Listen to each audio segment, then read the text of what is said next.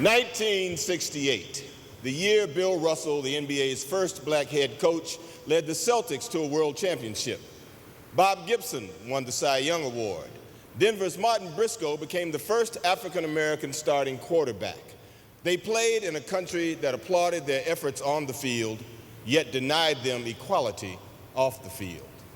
1968 may have been 40 years ago, but for many of us, like me, a 19-year-old college student at the time, the events are so vivid, so personal, they could have occurred yesterday. As thousands of lives were lost in Vietnam, decades of discrimination and oppression exploded into streets filled with poverty and rage. This would lead to a bold action by two members of the United States track team, Tommie Smith and John Carlos. Tommie Smith was the seventh of 12 children, born to immigrant farm workers in Clarksville, Texas. His earliest memories are of working the fields with his family, struggling just to have food on the table. John Carlos was raised in the city, in the hard streets and poverty of Harlem. Their backgrounds may have been different, but they united to make a statement before the eyes of the world. As Arthur Ashe himself said, I respected the way they stood tall against the sky and insisted on being heard on matters other than track and field, on matters of civil rights and social responsibility. I couldn't help but admire them.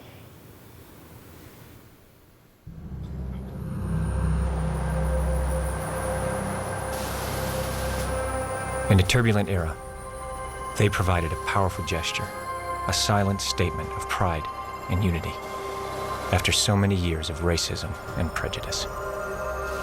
It's hard to explain just how violent the 60s were.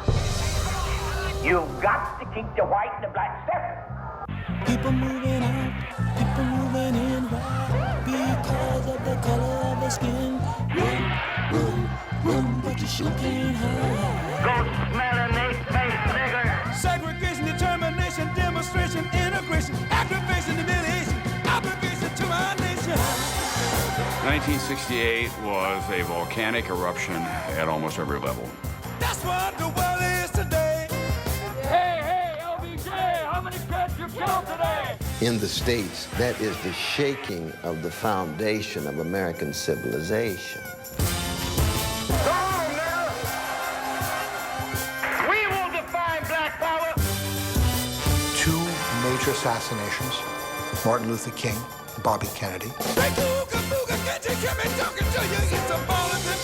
The whole American culture kind of came unhinged. After a summer of violence and loss, the eyes of the world turned to Mexico City, site of the 1968 Summer Olympics. The Games began as a new sense of black consciousness had already taken hold among African-American athletes.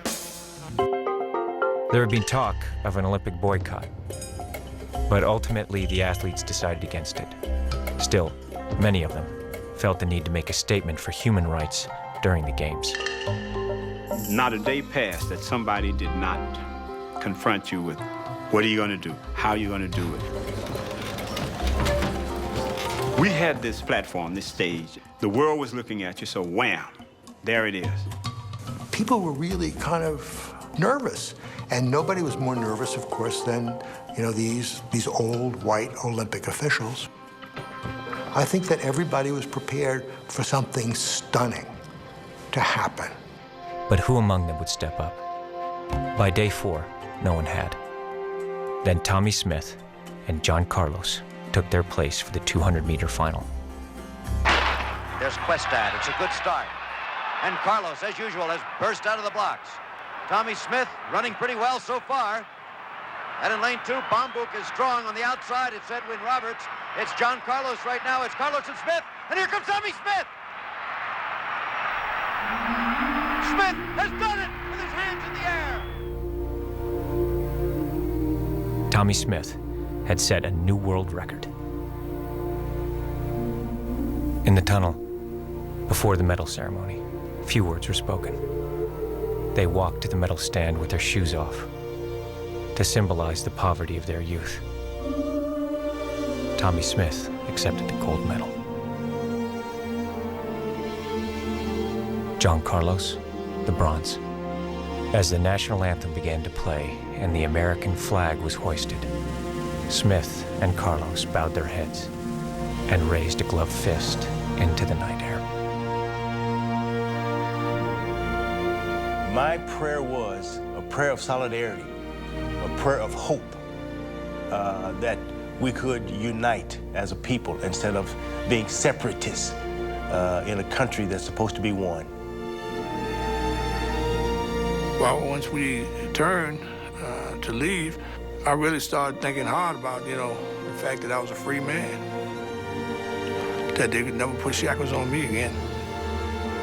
They didn't want to be thought just as people who could run faster or jump higher. A lot of people thought that was just black power. No, that was black people affirming their dignity. So it wasn't anti-American. It was anti-injustice in America. But for Smith and Carlos, the reaction was swift and severe. They were stripped of their place on the team and sent home by their own country. The International Olympic Committee said you will either take them off the team by 5 o'clock, or you will not be in track and field for the last 2 days of the competition. Smith and Carlos were vilified as militant radicals, but their personal sacrifice had just begun. There would be death threats and hate mail, and long afterwards, isolation and unemployment. Years of desperation and anguish for themselves and those they loved. Tommie's career was, couldn't get a job. He ended up moving in with me. He had lost his apartment, his wife had broken up, and he came with a suitcase in his hand. My parents were being harassed mercilessly. There was real concerns around our safety. So he suffered, and he suffered for years. Chips away at your manhood. After a while, you get to the point where these things are so prevalent to you, you hate to look at the guy in the mirror in the morning. It's just amazing how a country can quickly turn, that you win a gold medal for your country, and yet as soon as you take that stand and identify yourself as being proud of who you are, then you're condemned. 4 decades ago, Tommie Smith and John Carlos used their moment of Olympic victory to remind America of a greater battle yet to be won. Now at San Jose State, where they trained together, there's a statue in their honor, a statue that shines a light on our appreciation for their message of human dignity. They could just as easily have stood there with their hand over their heart, the national anthem playing in the background, but to represent their country and say, I want to run for America, but I want America to understand who I am. And it took a lot of courage for them to do what they did, a lot of courage. I think most black would probably tell you that day was a great day for them, because it probably gave them some hope that, we're going to be able to overcome. They were willing to sacrifice themselves for something far greater than a gold medal or a bronze medal. The fundamental lesson of what they did is courage. Courage to think for themselves. And it's the courage to hope, because what they did was, this is a sign of hope. And that's a beautiful thing.